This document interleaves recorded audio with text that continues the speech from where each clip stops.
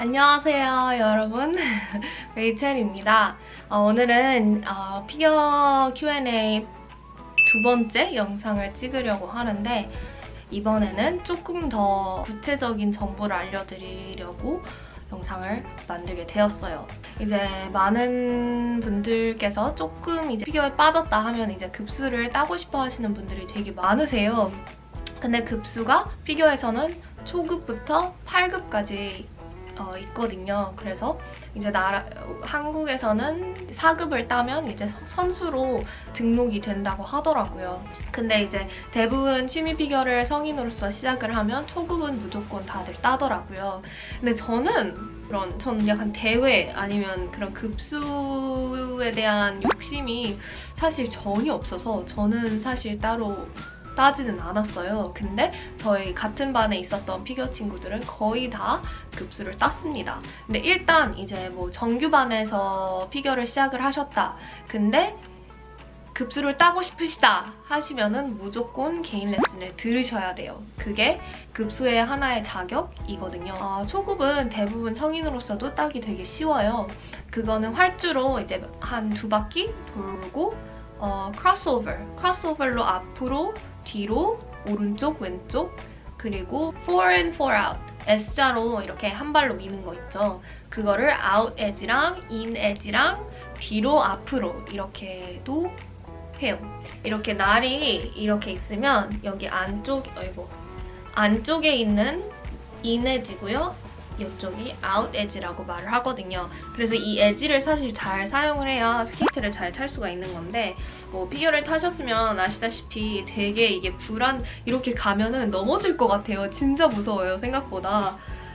근데 그 포인 포아웃이 처음으로 에지를 타는 방법을 소개를 하는 거거든요. 근데 이제 1급 같은 경우에는 최근에 뭐 작년인가?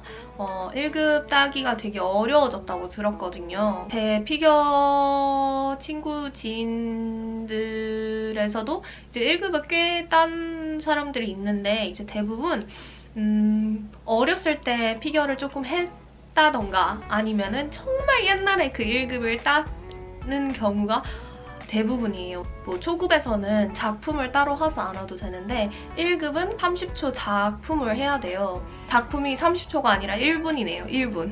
이제 대부분 스텝을 먼저 봐요. 시험은 프리스케이팅이라고 하는데 무조건 스텝을 통과를 하셔야 2차가 이제 프리스케이팅이기 때문에 그거를 딸 수 있는 자격이 생기거든요. 특히 이번에 이제 악셀이 추가가 됐다고 하더라고요.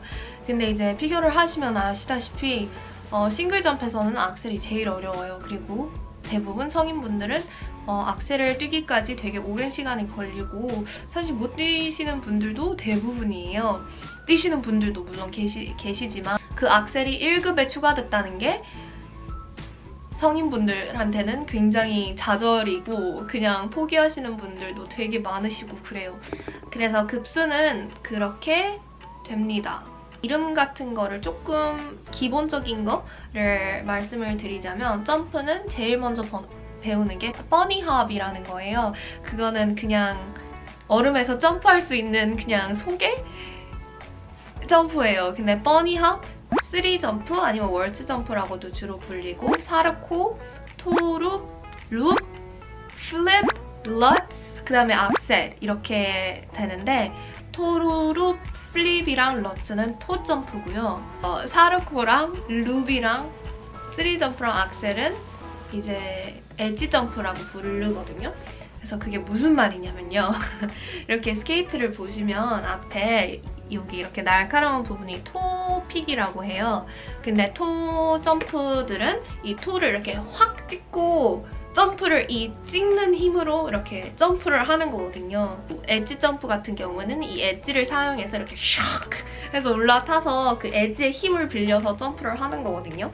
스핀은 뭐 2발 스핀, 그 다음에 1발 스핀, 그 다음에 1 스핀, 그 다음에 백 스핀, 쉿 스핀, 카멜 스핀, 레이백 스핀, 뭐 팬케이크 스핀, 턱 스핀 진짜 많아요. 근데 제일 기본적인 게 원 스핀이랑 쉿 스핀, 카멜 스핀 이게 3가지거든요. 이 3가지만 완성되면 나머지는 사실 굉장히 비슷해요. 네, 그게 점프랑 스핀이에요. 제가 뭘 더 말씀드려야 될지 몰라가지고 제가 뭐 말씀드릴 입장도 안 됩니다. 제가 뭐 그런 전문가도 아니어서.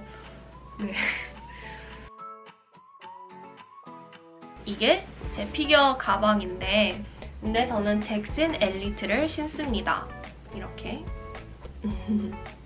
이렇게 생겼고요. 이제 초보용에서 벗어나면 날이랑 부츠랑 따로 팔아요. 그래서 이제 사신 곳에서 대부분 이렇게 작업을 해주시거든요.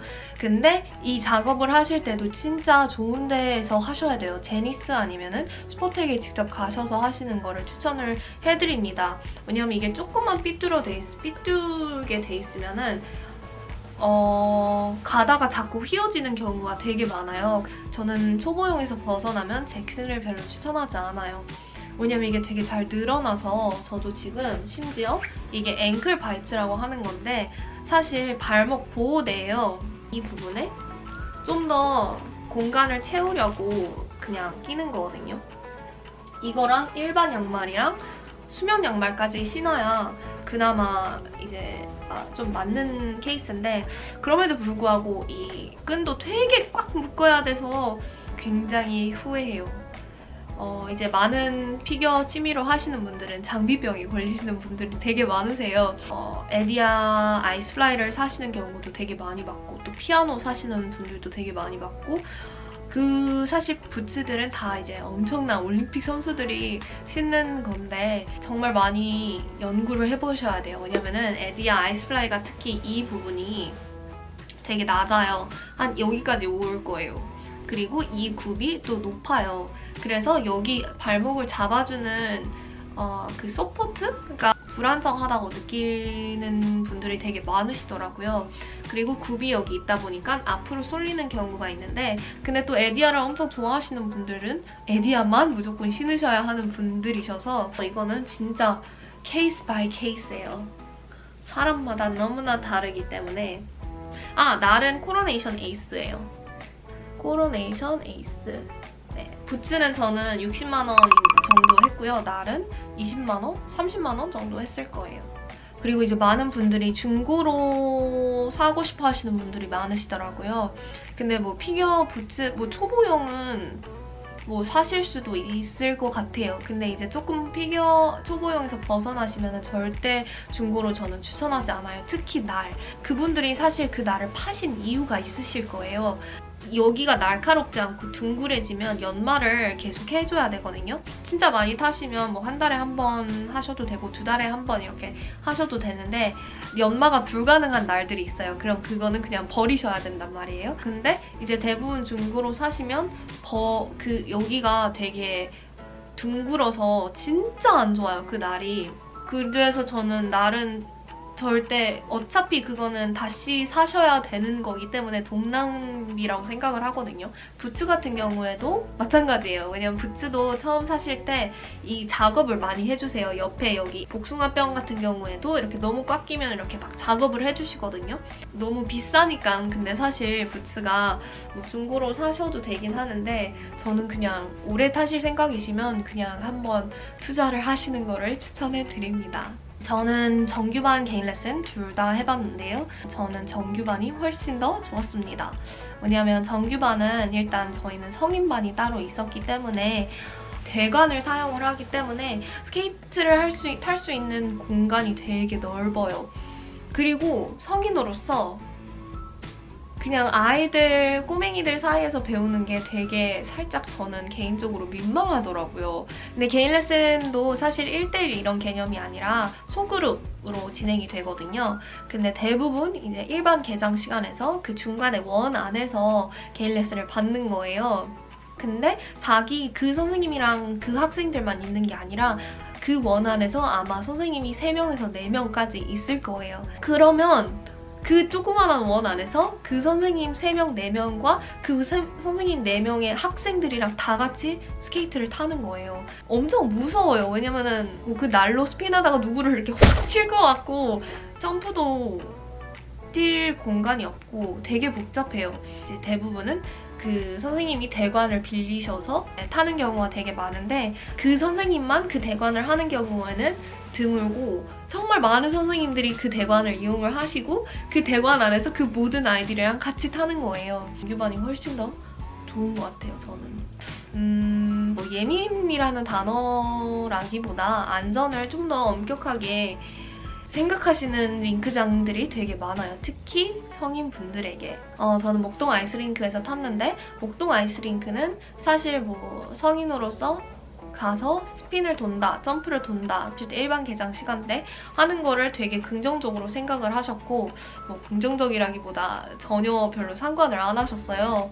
근데 작년에 이게 규칙이 바뀌었더라고요. 그래서 선생님이랑 레슨하지 않는 경우에는 점프랑 스피는 절대 뛰면 안 된다, 돌면 안 된다 라는 규칙이 생겼어요. 근데 이제 아이들이 하는 거는 그렇게까지 사람들이 뭐라 하진 않지만 성인분들이 가서 하시면 되게 뭐라 하시더라고요.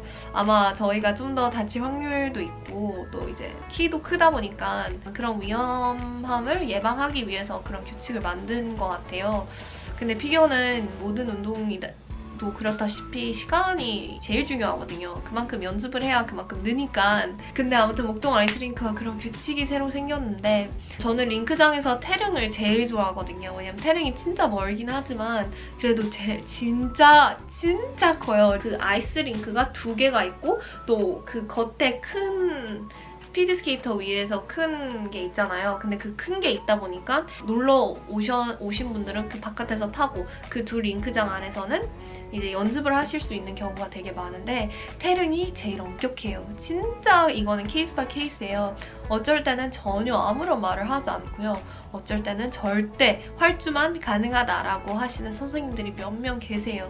이제 취미 피겨를 하시는 분들은 아마 아실 거예요. 그 태릉에 대한 예민함. 질문들은 여기까지인데요.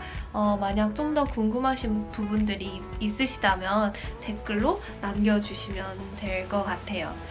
저도 처음에 피겨 시작했을 때 사실 전혀 아무런 정보가 없어서 그냥 되게 즉흥적으로 등록을 한 거거든요. 근데 이제 시작하면서 이제 서로 거기 있는 사람들이랑 대화를 하면서 많은 정보를 얻었지 사실 유튜브나 무에서도 정보가 거의 없었어요. 그래서 조금이나마 취미 피겨가 좀 더 이런 대중화 됐었으면 좋겠고 정보가 많이 퍼졌으면 좋을 것 같다는 마음으로 이런 Q&A를 만들어 봤습니다. 그래서 좀 더 궁금하신 부분들이 있으시다 하시면 댓글로 남겨주시면 되겠습니다. 그럼 저는 가볼게요. 바이!